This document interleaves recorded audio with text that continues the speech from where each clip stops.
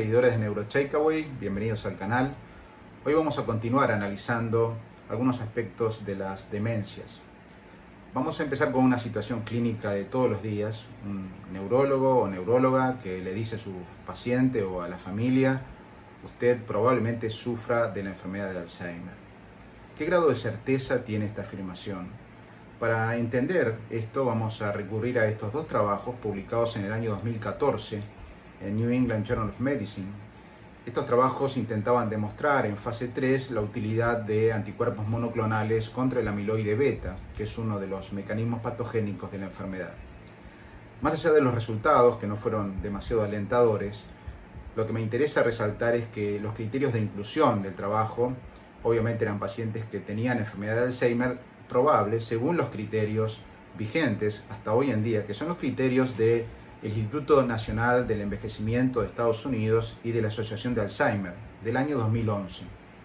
Cuando se hicieron estudios de PET de todos estos pacientes, posteriormente al trabajo, con beta-amiloide, marcación de beta-amiloide del compuesto B de Pittsburgh, el 30% de ellos no tenían marcación. O sea, 30%, un tercio de los pacientes no tenían la enfermedad a la cual se estaba tratando. O sea, esto es una muestra muy contundente del problema que tenemos hoy en día y por lo cual tenemos que reformular el criterio diagnóstico de la enfermedad.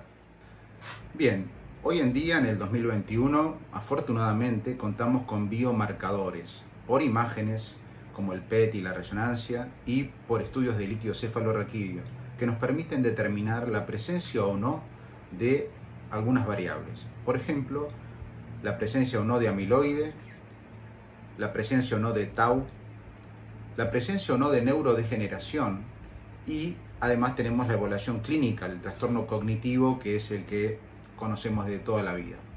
Combinando estas esferas vamos a tener cierta complejidad. Cada una de ellas puede estar en forma aislada o puede combinarse con las otras de distinta manera. Hay dos conceptos básicos sobre los cuales la mayoría de los autores hoy en día están de acuerdo. Para hablar de enfermedad de Alzheimer tenemos que tener amiloide y tau.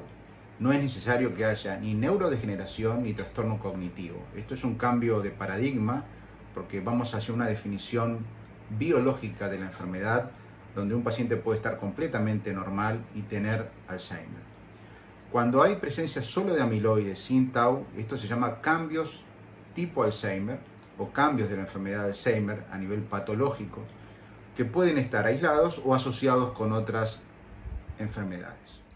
Por suerte, en el año 2018, las mismas instituciones, la Asociación de Alzheimer, el Instituto Nacional del Envejecimiento en Estados Unidos, a través de su grupo de trabajo, liderado por un radiólogo, el profesor Clifford Jack de la Clínica Mayo, publicó una estadificación de la enfermedad de Alzheimer basado en estos biomarcadores, con un cambio, como decimos, de paradigma hacia una definición biológica.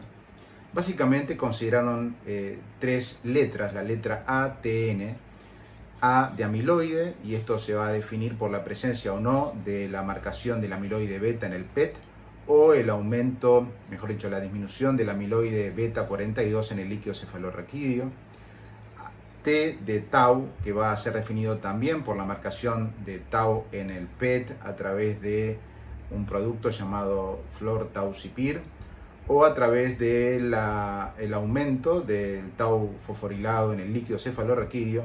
Y finalmente la N de neurodegeneración. Esta es la variable más inespecífica, ya que hay muchas causas que pueden dar neurodegeneración y esto va a estar definido por la resonancia magnética con estudios de volumetría o a través del PET con flúor de desoxiglucosa o a través del contenido total de tau en el líquido cefalorraquídeo. En base a estas tres variables y a sus combinaciones tenemos 8 categorías que están abajo y a la derecha. Estas categorías van a ser básicamente de dos tipos: lo que se llama el continuo de la enfermedad de Alzheimer, que todas tienen amiloide, como decíamos, y algunas van a tener tau y neurodegeneración o no. Y luego los pacientes que tienen cambios patológicos no Alzheimer, que son los que no tienen amiloide. Y ahí entra justamente la enfermedad llamada LATE, de la cual hablamos en el video previo. Vamos a ver algunos casos de la vida real que fueron estudiados en la Clínica Mayo para ver cómo funciona esto en la práctica.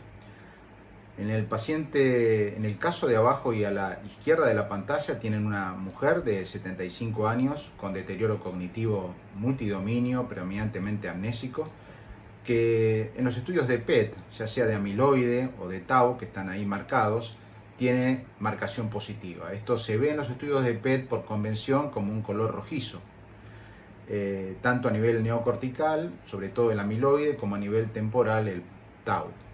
Por otro lado, la resonancia magnética muestra claramente atrofia de los lóbulos temporales. Esto se puede medir, hay escalas como la escala de Sheltens, que fácilmente permiten dar una graduación a esta atrofia.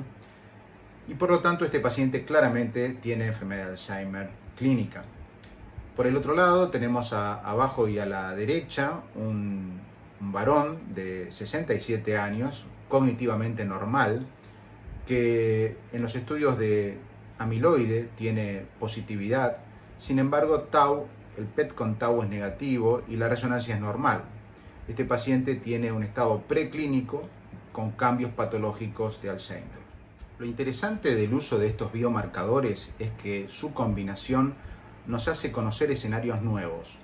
Por ejemplo, fíjense abajo y a la izquierda tienen una mujer de 86 años con deterioro cognitivo progresivo, en donde la marcación de amiloide y de tau da negativa. Sin embargo, hay marcada atrofia de los lóbulos temporales, hay esclerosis del hipocampo. Esto perfectamente puede ser un cuadro de Leigh, del cual hablamos previamente. Pero más interesante aún es el otro caso, porque aparte es muy frecuente. Es un varón de 91 años con deterioro cognitivo progresivo, donde la marcación de amiloide es muy positiva, prácticamente toda la neocorteza está con depósitos de amiloide. Sin embargo, tau es negativo, pero tiene mucha atrofia de lóbulos temporales.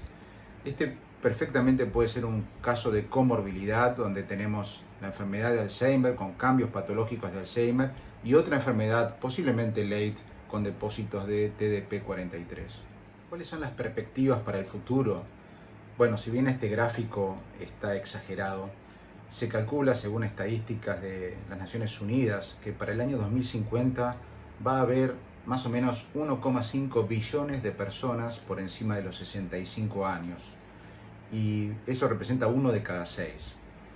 Evidentemente este grupo enorme de seres humanos van a tener comorbilidades, no solamente de causa degenerativa, sino también vascular, en un espectro clínico que va a ir desde el paciente cognitivamente normal, pasando por el que tiene deterioro cognitivo leve, al que tiene una demencia ya desarrollada. Hay dos asignaturas pendientes que son enormes y que de alguna manera tienen que ver, se relacionan entre ellas. La primera es tener biomarcadores más económicos y sobre todo más simples, si es posible en suero, y en eso hay muchos estudios que están en este momento en desarrollo, por ejemplo, para detectar beta-amiloide en suero. Por otro lado, la necesidad urgente de un tratamiento efectivo que todavía no contamos, que si aparece, a su vez va a crear la necesidad de estudiar de forma masiva a la población, y esto también va a ser un desafío a nivel económico.